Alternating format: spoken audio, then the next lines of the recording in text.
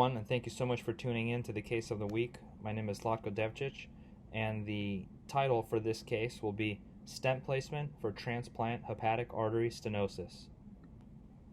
The patient history here is a 66-year-old female who is a liver transplant recipient for autoimmune hepatitis. She was asymptomatic, her physical exam was unremarkable, and her bilirubin and liver enzymes were normal. However, on postoperative day 128, she was referred to interventional radiology for angiography due to an abnormal duplex ultrasound and magnetic resonance angiogram of her transplant hepatic artery. Routine transverse color Doppler ultrasound images through the liver demonstrated dampening of the arterial waveform with a low resistive index, as you can see in the image on the left. Following the ultrasound, she had a contrast-enhanced MRI performed. This axial T1 weighted image after IV contrast administration through the level of the liver demonstrates a very tortuous and narrowed transplant hepatic artery as indicated by the white arrow. The patient was then taken to angiography, and a digital subtraction angiogram of the celiac trunk demonstrated a tortuous transplant artery with severe stenosis of at least 80%. This tortuous and stenotic artery is indicated by the white arrow.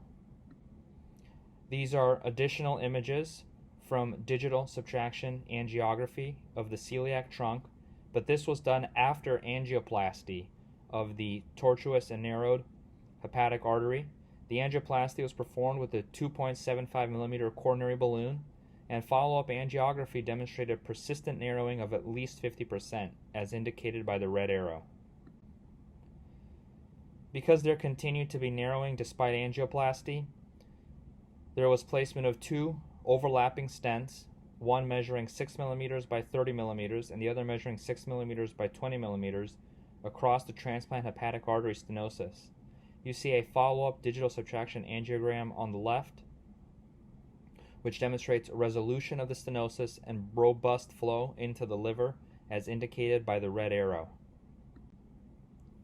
This patient had a follow-up color Doppler ultrasound of the liver 317 days after stent placement, which demonstrated an improved resistive index and resolution of the previously seen waveform dampening.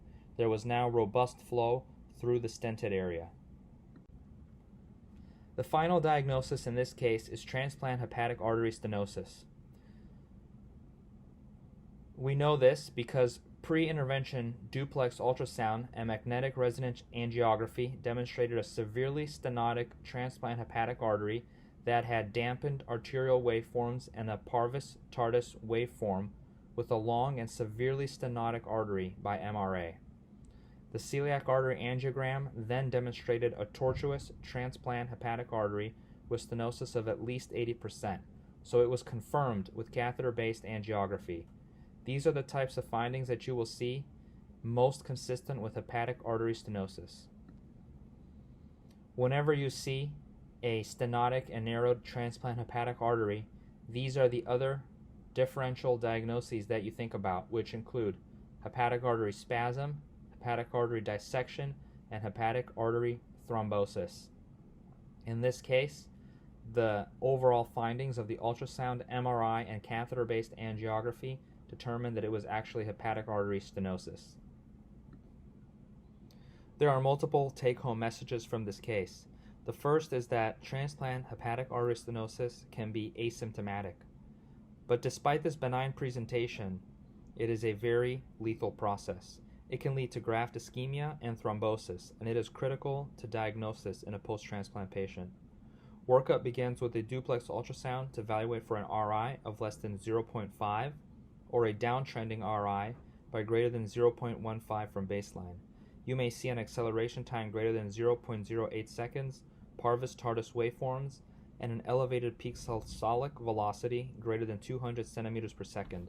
Ultimately, the diagnosis is confirmed by catheter-based angiography. Finally, last two important points.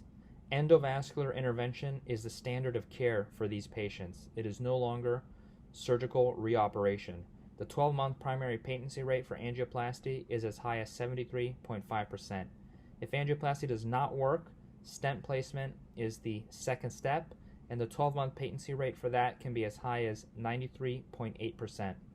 Overall, while endovascular intervention is safe with a high rate of success, meticulous technique is required because these arteries can be very fragile in transplant patients and they are vulnerable to spasm, dissection, or thrombosis during the intervention. In fact, the rate of thrombosis after stenting varies between 8 to 14%. Thank you so much for your time.